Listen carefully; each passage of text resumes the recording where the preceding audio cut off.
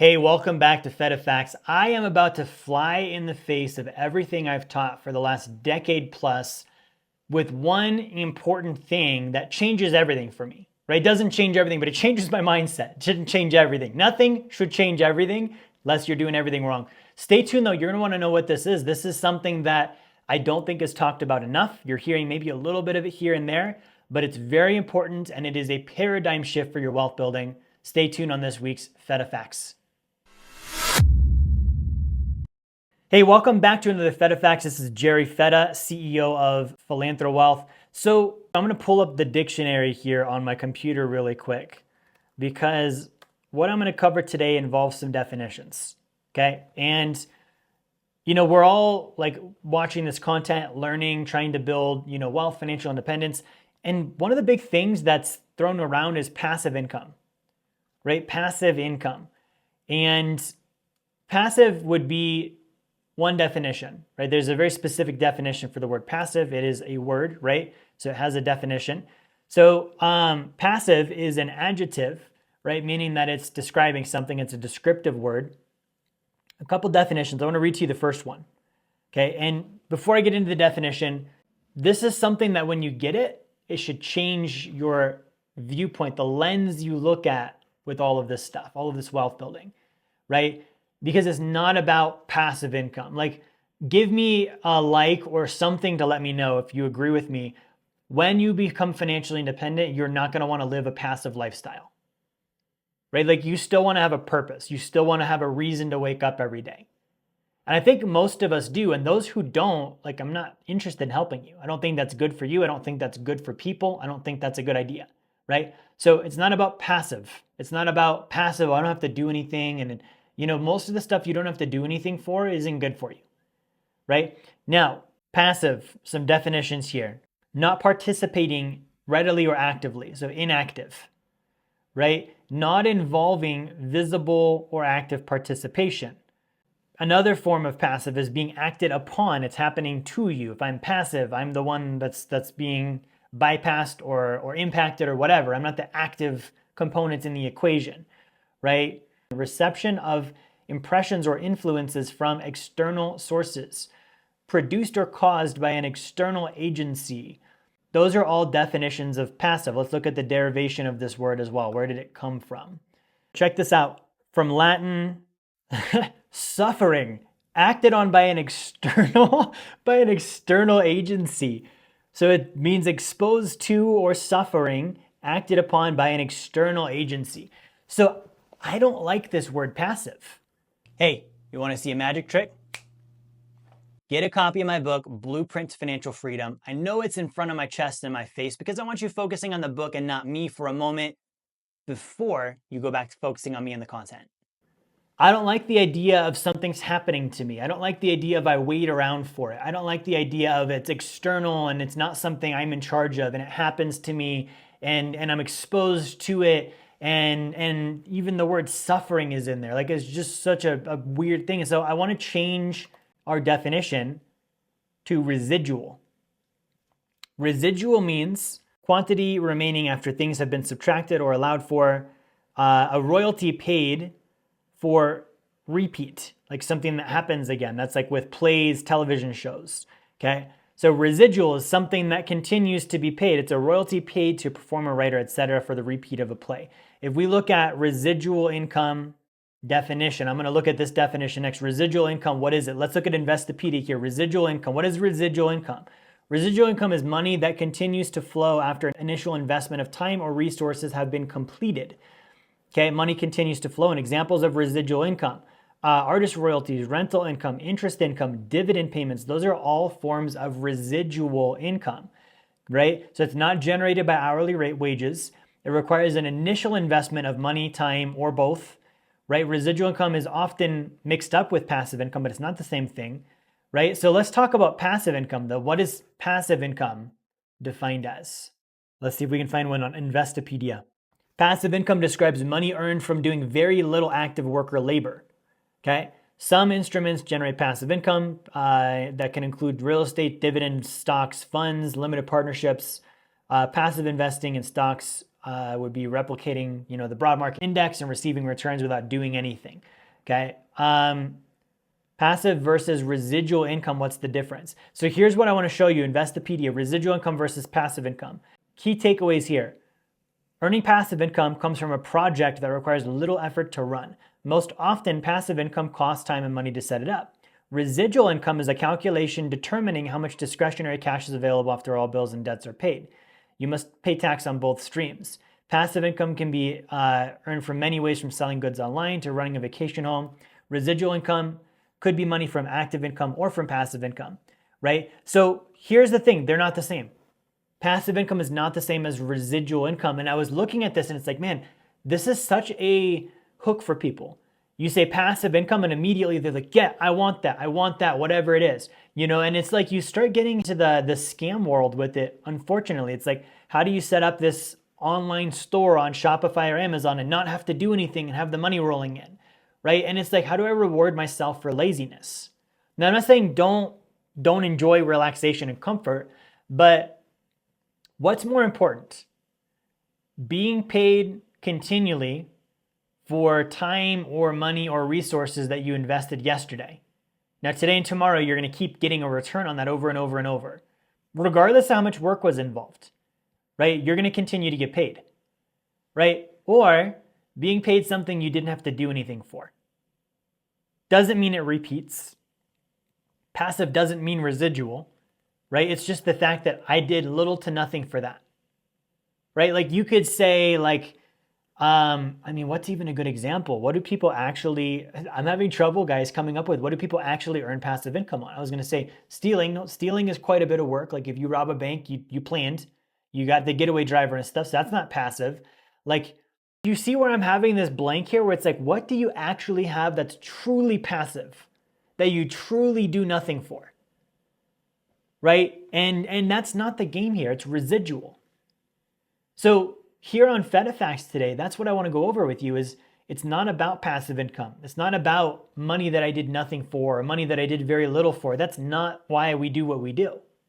It's about you're working hard and smart and building up your active income and saving as much of it as possible and then making investments that pay you residually. They pay you every month, quarter, year, whatever it is, now and in the future for something you did yesterday. And here's the truth, like you're going to be involved in them. You're going to want to. You would be highly interested in your income source, right? If I have residual income and it's creating financial independence, how interested am I in inspecting it and looking at it and looking at reports and measuring it and paying attention to it and knowing about it and studying and learning and how do I get better at this? I would be highly interested in it. No different than if I am a dentist and it's like, that's my income source. I'm going to be really interested in dentistry, right? I want to study this and get good at it.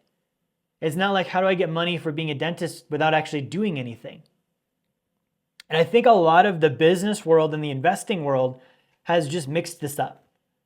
They've mixed up passive and residual, right? Residual is fine, right? If you want to build a business that's residual and it pays you recurring income streams for something you did yesterday, that's amazing, right? Now, if you're an entrepreneur and you're like, I want to make money without doing anything, right? Like the only thing I can genuinely think of is like government subsidies.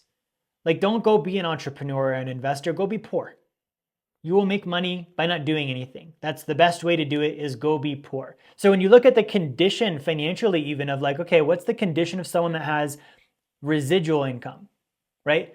They're pretty industrious. They're smart. They're good at planning. They understand how to make money work, how to make it continue showing up every month or every year, right? They're going to have high incomes. They're going to have high net worth. They're going to have high savings rates because it builds and builds and builds and builds.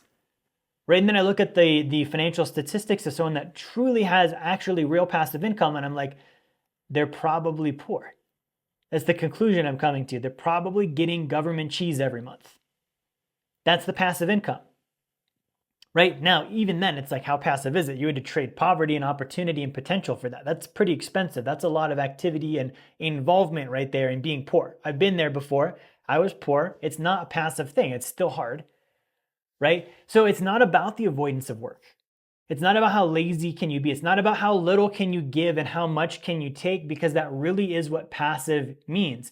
How can I give the least and get the most? right? And if you're following me or you're a client of Philanthro Wealth or you're aspiring to do some of the stuff we're talking about, then you know this is about good people building more wealth who make the world a better place, right? And so you would be like, oh, I want to do as little as possible to receive as much as possible to then do as much as possible by giving it and investing in things that create, positive impact and restore life essentials. It just doesn't add up.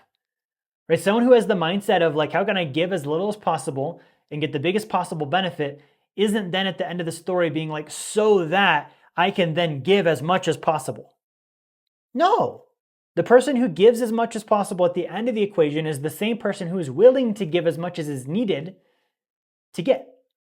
Right? I give all the time. Like the content I do, I don't get paid to do this. Right? Most of what I do for free. There's very little things you actually end up being paid for. Right? So if I'm thinking about like how passive can I get, it's like how little can I be involved? Right? How little can I create? How little can I actually put out there for people to help them? And that's not going to result in me then being like, because I want to give a lot to people, right? I want to give a lot to people because I'm generous, and generous is not something you'd have if you're focused on being passive all the time. Right? Not only that, but like most of the passive income things that I've actually seen that claim to be passive income, they do put people at effect. They do create victims, right? Like why would someone get defrauded because they put their money into something that sounded too good to be true? Then they lose, right? Okay, well, you have to look at both sides here. Like obviously the person offering the thing that's too good to be true, yeah, they're in the wrong. That's true. But the person who is susceptible to that, who is prone to being taken advantage of with that, why is it that they got hit, not other people? Because they were looking for it. They were looking for the easy way. Right? And I've been there. I've been there before. It sucks. I'm not saying you should have this happen to you. Definitely not. But I'm telling you that if you are on the lookout for something that's too good to be true, passive income, you're probably going to find it. You're going to find something that's too good to be true. And that's not a fun experience. So if I change my mindset and I rewire, I re-gear things, I'm like, there's no such thing as passive income unless you are on government subsidies. But there is residual income. There's money that can continue to pay me. How do I go figure that out? Well, first I would have to have some money to put into it because it can't give me residual on something I didn't have in the first place. We just got rid of the get rich quick. You cannot get rich with no money and no time. Got to have some resources to start with. So let me go work on those now, right? So now I'm earning and I'm practicing good financial habits and saving and building up this money that I'm going to plug into something that will pay me residual income. Next, I don't want to interrupt you too long. I just want to give you a free offer for my book, The Blueprint to Financial Freedom. If you go to jerryfetta.com/B2F promo, you can get the book now. I'm going to let you get back to the video. Okay? Now, the fact that I don't care whether I'm passive or not because I understand I'm going to wake up and need something to do. Why not get paid for it? Right? So I'm not worried about is it passive. I'm like, great, let me go create another chunk of cash to put into the residual income system. And I'm going to repeat that and keep building residual income so that at some point I'm financially independent. My residual income exceeds my non-residual income, right? Or my residual income exceeds my generosity, expenses, taxes, and savings. And I continue making non-residual income, right? Whatever form that looks like for you. I like the latter a little bit better.